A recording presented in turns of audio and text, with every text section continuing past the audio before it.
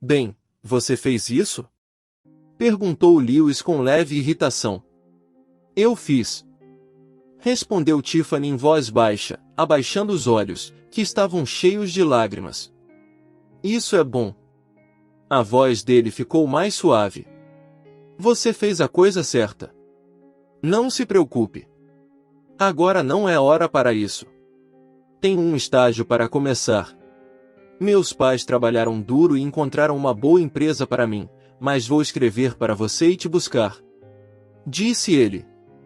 Sim, sim. Respondeu Tiffany distraída, virando-se. Você tem que ir. Ela adicionou, ao ouvir a buzina do carro. O pai dele estava esperando para levá-lo ao aeroporto. Tiffany sentou-se em seu assento simples e agora estava completamente absorta em seus pensamentos. Mais uma vez, passou pela sua cabeça a última conversa. Ela não iria se lembrar dos dias de antigamente, mas há poucos minutos, quando foi empurrada ao lado do ônibus, virou-se e viu Lewis. Quantas vezes ela imaginou esse encontro em sua cabeça? Ela estava cheia de ódio, raiva e ressentimento. Queria dizer tantas coisas ruins para ele e então realmente queria vê-lo se gabar do seu filho. Ela imaginou diferentes maneiras de como o encontro se desenvolveria e agora, quando o encontro aconteceu de repente, ele pegou sua mão e perguntou, Tiffany, é você?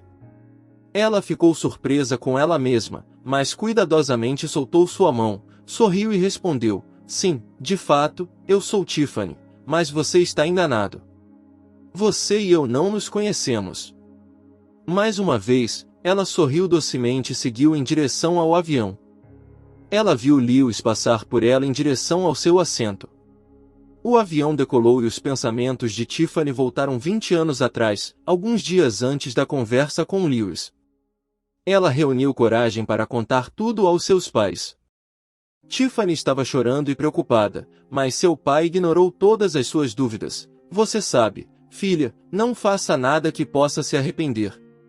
Quando havia uma guerra, as pessoas levantavam até mesmo as crianças das pessoas. Por que não podemos criar nosso próprio filho? Disse ele e abraçou sua filha. Não muito antes desses eventos, o pai de Tiffany recebeu uma promoção no trabalho, mas teve que ir para longe, mais especificamente para a Sibéria, e aceitou a oferta. A família arrumou as malas e partiu.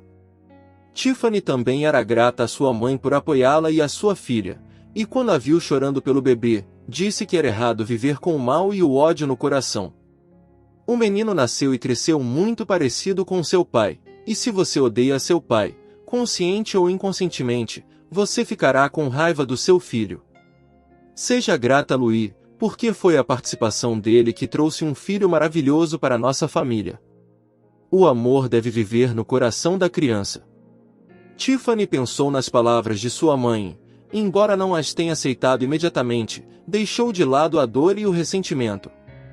Ela aprendeu a viver em alegria e amor com seu filho, e com grande gratidão a seus pais.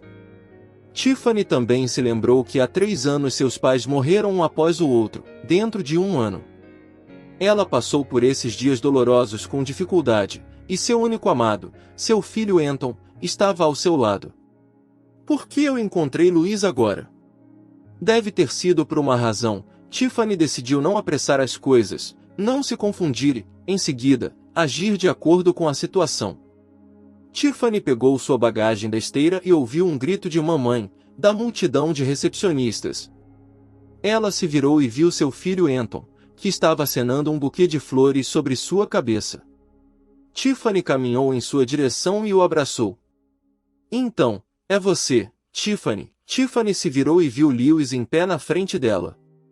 A mulher ficou constrangida, olhando para o lado por um segundo e, em seguida, olhou resolutamente nos olhos de Lewis e disse, Anton, conheça seu pai.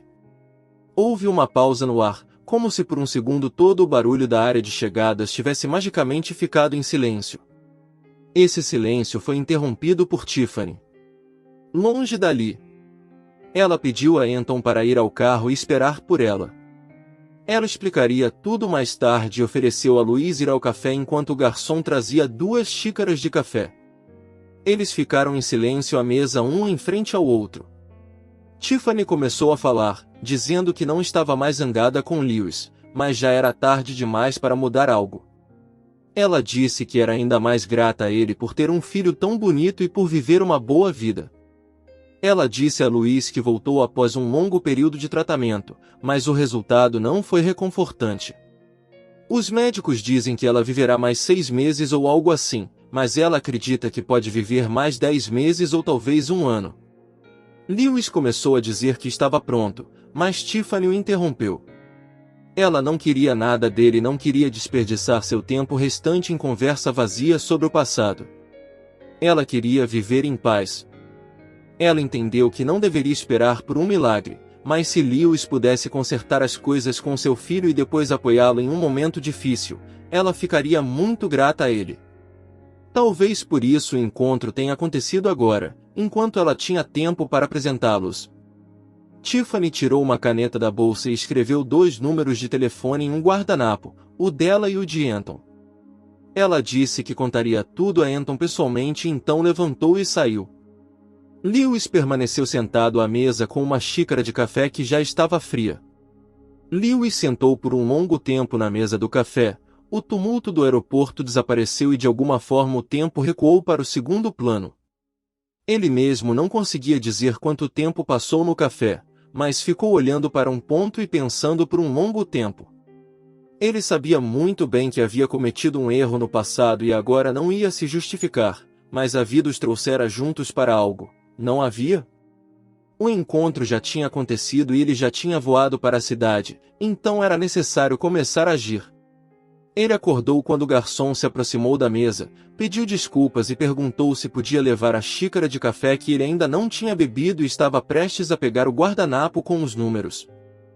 Lewis pegou o guardanapo cuidadosamente, o enrolou e o colocou no bolso interno do casaco. No dia seguinte, Lewis ligou para Tiffany e combinaram um encontro.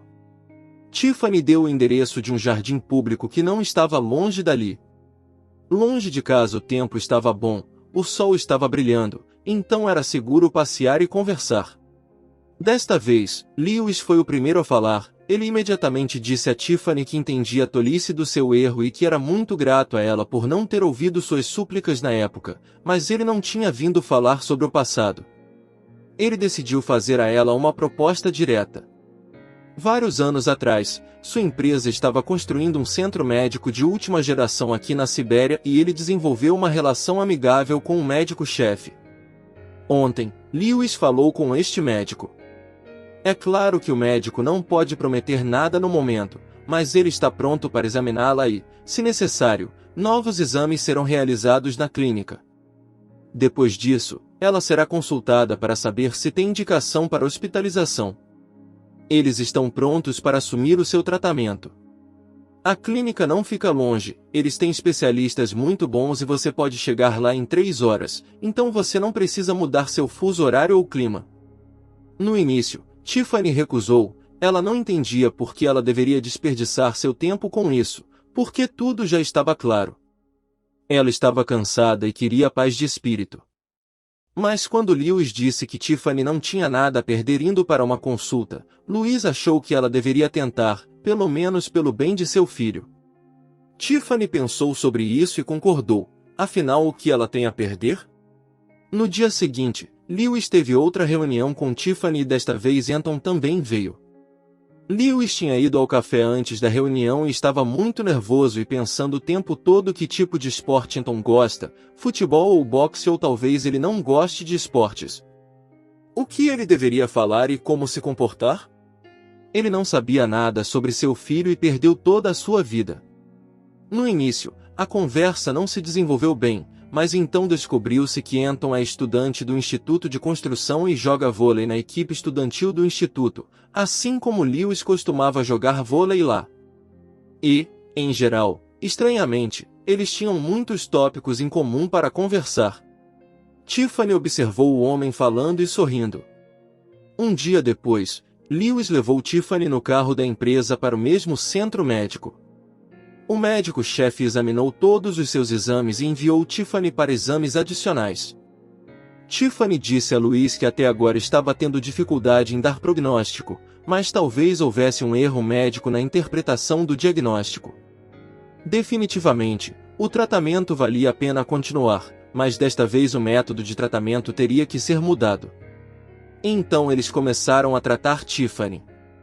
Eu não quero aborrecê-lo com termos médicos e protocolos de tratamento, porque eu não sou um especialista nesse negócio, mas a condição de Tiffany começou a melhorar pouco a pouco. Tiffany não acreditava em milagres, mas Lewis e Anton queriam muito e acreditavam neles, então um milagre aconteceu. Embora o tratamento fosse longo, foi bem sucedido, como as próximas avaliações confirmaram.